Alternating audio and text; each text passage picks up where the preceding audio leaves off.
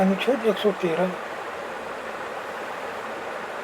अनुमान या अनुदानों की मांग।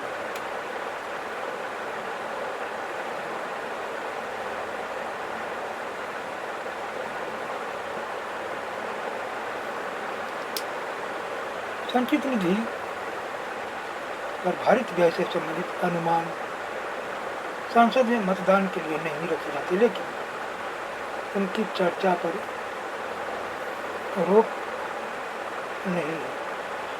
अन्य अनुमानों को लोकसभा के सामने अनुदानों की मांगों के रूप में रखा जाता है और लोकसभा किसी मांग को स्वीकार या अस्वीकार कर सकती है। वह मांग को कम करके भी स्वीकार कर सकती है। किसी अनुदान की मांग राष्ट्रपति की सिफारिश पर ही की जाएगी, अन्यथा नहीं। अनुच्छेद 113 के अनुसार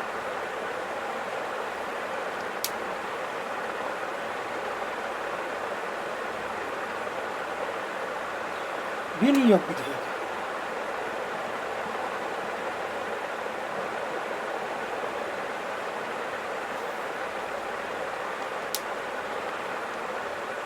लोकसभा द्वारा अनुदान की मांगों को स्वीकार कर लिए जाने के बाद भारत के संचित निधियों में से विनियोग के लिए विधेयक पुनः स्थापित किया जाता है।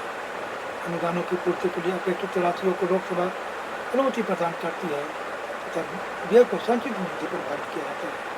ऐसे किसी संशोधन की अनुमति नहीं दी जाती जिसका उद्देश्य रकम में अथवा अनुदान मद के आवंटन में या किसी भारित व्यय की रकम में परिवर्तन करना।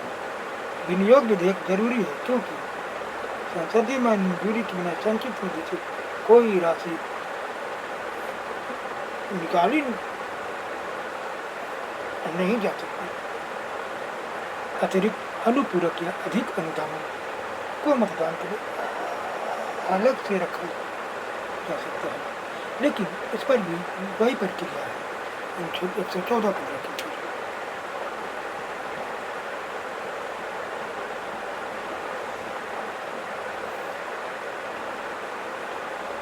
अनुच्छेद 116 में उपबंध है कि लेखानुदान किया जा सकता है। लेखानुदान दिया जा सकता है यानी बजट अनुमोदन या समूची प्रक्रिया पूर्ण होने से पूर्व पेशगी अनुदान दिए जा सकते हैं। ऐसा असाधारण अनुदान दिया जा सकता है जो किसी वित्तीय वर्ष को चालू सेवा का अंग नहीं होता और बड़े पैमाने की अप्रत्याशित अनिश्चित स्वरूप की मांग की पूर्ति के लिए अनुदान दिया जा सकता है। अनुच्छेद 116। अनुच्छेद 119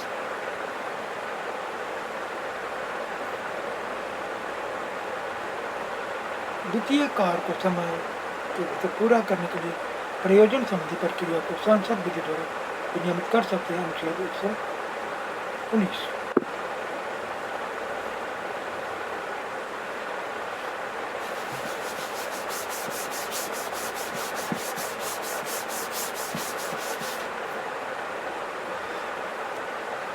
अनुच्छेद 120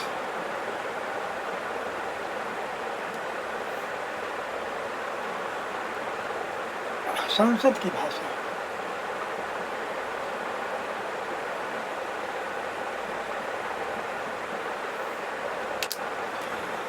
संविधान में घोषणा की गई है कि संसद में कार्य हिंदी या अंग्रेजी में किया जाए,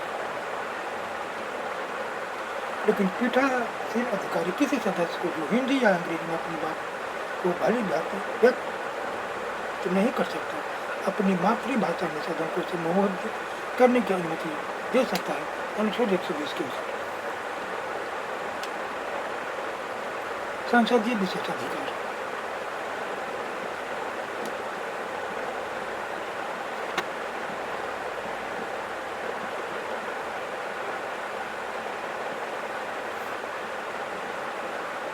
अनुच्छेद 105